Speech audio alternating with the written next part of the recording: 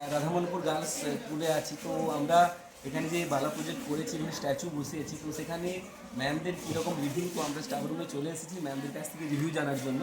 তো নমস্কার ma'am, demo পেন্টিংয়ের তরফ থেকে আপনাদেরকে অসংখ্য ধন্যবাদ আপনাদের স্কুলে এই কাজ করানোর জন্য। তো আপনাদের এই বালা প্রজেক্টের যে পেন্টিংগুলো রয়েছে, তো আপনাদের কেমন লেগেছে একটু যদি আপনারা বলেন।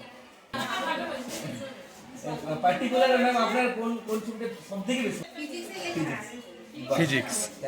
এগুলো অ্যাকচুয়ালি এটাও মানে বড় পাওয়া, বিভিন্ন স্কুলে বালা প্রজেক্ট এমনি নর্মাল কিছু রিলেটেড দিয়ে দেয়, সাবজেক্ট রিলেটেড। আপনারা গ্রুপ করে যে একটা থিঙ্কিং করে এই ধরনের পার্টিকুলার ফিজিক্স বলুন বা হিস্ট্রি বলুন, এগুলো টোটালটাই ডিফারেন্ট একটা কনসেপ্ট, বেশ ভালো লাগছে আপনারা ওটা করেছে। আমাদের স্ট্যাচুটা বিদ্যাসাগর বাহ, থ্যাংক ইউ। আর ম্যাম আমি জানিয়ে রাখি, আমাদের রেনবো পেন্টিং এর পেন্টিং রিলেটেড বিভিন্ন রকম ওয়ার্ক করে থাকি। এছাড়াও বিভিন্ন রকম গিফট আইটেমও আমরা বানিয়ে দিই, যেমন ওয়াল পেন্টিং, যেমন আমরা স্কুল কলেজে করি সেরকম পার্সোনাল বাড়িতেও করে থাকি।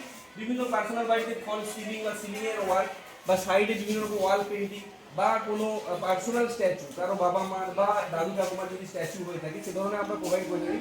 এছাড়াও গিফট আইটেম, গিফট বলতে এখন সব থেকে ট্রেন্ডিং যেটা গিফট আমাদের কন্টিনিউয়াস অর্ডার আসছে, সেটা হচ্ছে বিয়ে বাড়ি বা অন্নপ্রাশনে কী ধরনের গিফট দেবে সেটা নিয়ে কনফিউজ।